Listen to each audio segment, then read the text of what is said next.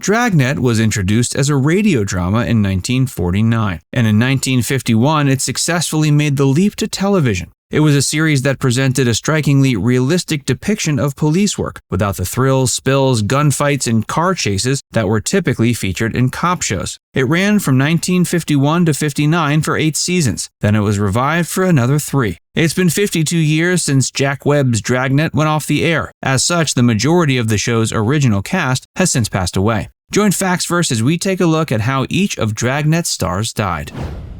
Barton Yarborough.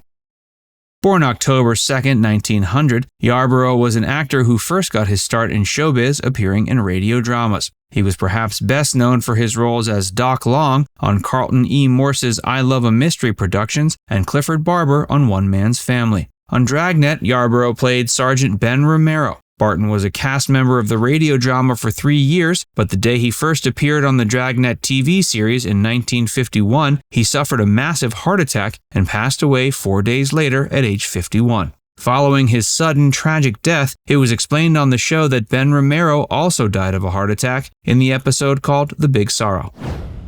Barney Phillips. Born Bernard Philip Offner in St. Louis, Missouri on October 20, 1913, Phillips was known for his prominent roles in shows like The Twilight Zone and The Betty White Show. His biggest role, however, was that of Sergeant Ed Jacobs on the 1950s incarnation of Dragnet. He got his start acting after graduating college in 1935. In 1937, he appeared in a Western B film titled Black Aces. Then in 1940, he performed in the Broadway production of Meet the People. After serving in the Army in World War II, Phillips appeared in several films between 1949 and 52. He then landed the role of Sergeant Jacobs on Dragnet as a series regular. After Dragnet, he enjoyed a prolific career in film and television, appearing in dozens of movies and series until 1982, when he died of cancer at age 68. Hey, if you're enjoying this video so far, be sure to give it a like, and be sure to subscribe to Factsverse if you haven't already, and stick around to learn how the remainder of the Dragnet cast died. Olan Soule. This American actor amassed close to 7,000 radio, TV, film, and commercial credits. He was born in 1909 in La Harpe, Illinois. At age 17, he launched his acting career when he joined Jack Brooks' tent show in Sabula, Iowa. From there, he went on to secure work on the radio by 1933. Some of his notable radio acting credits include stints on shows such as Shandu the Magician, Bachelor's Children, and The First Nighter program. After moving to Hollywood, Omar began appearing in films and TV shows. Soon enough, he had developed a reputation for being a reliable character actor. For the next several years, he appeared on series like I Love Lucy, The Andy Griffith Show, and The Donald O'Connor Show. On the original Dragnet series, he played LAPD criminalist Ray Pinker. On the 1967 reboot series, he played a slightly altered but altogether similar character named Ray Murray. Following the conclusion of that series, he remained very active in the entertainment industry, making appearances in more TV series and films than we can count. He also spent 15 years, from 1968 to 83, providing the voice of Batman on various animated series that featured the iconic Dark Knight. He passed away of lung cancer at 84 on February 1, 1994. Clark Howat.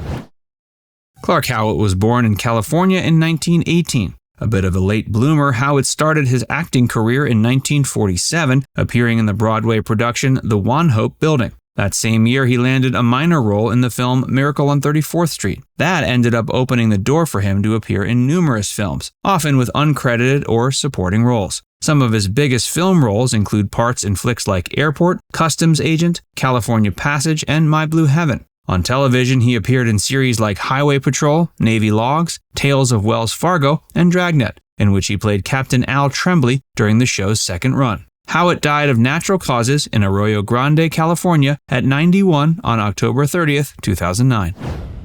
Harry Morgan. Harry Morgan was another star who enjoyed a career that spanned several decades. He was born Harry Bratsburg on April 10, 1915 in Detroit. He started acting in 1935 while attending the University of Chicago. His first stage appearance was in 1937 when he joined the Group Theater in New York City. He went on to appear in a number of successful Broadway productions before making his big screen debut in the 1942 film The Shores of Tripoli. Some of his most significant roles include Amos Coogan on Heck Ramsey, Colonel Sherman T. Potter on MASH and After MASH, and Officer Bill Gannon on Dragnet. He appeared in more than 100 films and TV shows throughout his career. Morgan died in his sleep December 7, 2011, at his home in LA. He was 96. Ben Alexander.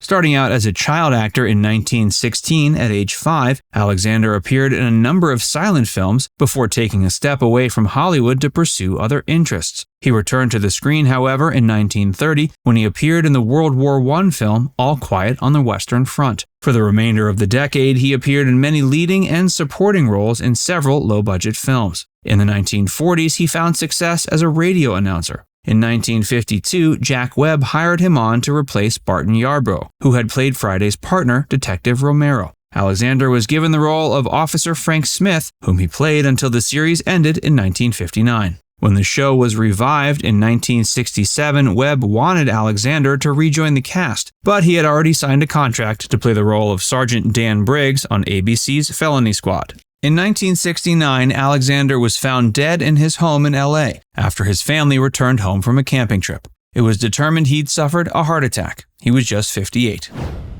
Jack Webb.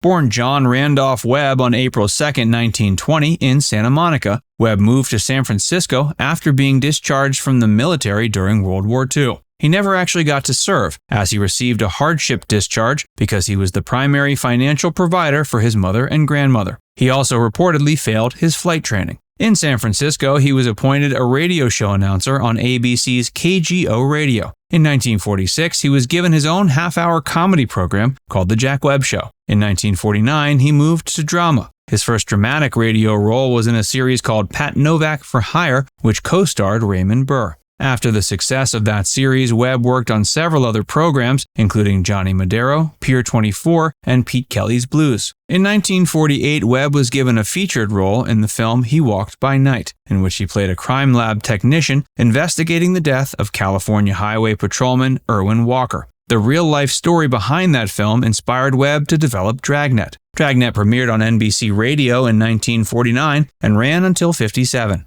In 1950, he appeared in the Academy Award-winning film Sunset Boulevard. Riding the success of that film, Webb became interested in taking Dragnet to the TV screen. In 1952, it was developed into a series which ran until 1959. Webb played the show's lead, Sergeant Joe Friday. In 1954, Dragnet was adapted into a feature film, but the TV series began to decline in the ratings and eventually was canceled. Webb wasn't discouraged by what he saw as a minor setback and became resolved to bring it back. He managed to accomplish this in 1967 when he reprised his role in the second incarnation, which ran until 1970. After Dragnet, Webb continued to appear in dramatic TV series with his production company Mark 7 Productions. Some of his most successful series included Adam 12 and Emergency. Webb was trying to develop another adaptation of Dragnet when he suffered a heart attack on December 23, 1982. He passed away at age 62. Now it's time to hear from you. Who was your favorite character on Dragnet? Let us know in the comments section below. And before you go, make sure you give this video a like and subscribe to Facts First if you haven't already. Click the bell icon to stay updated on all our latest content.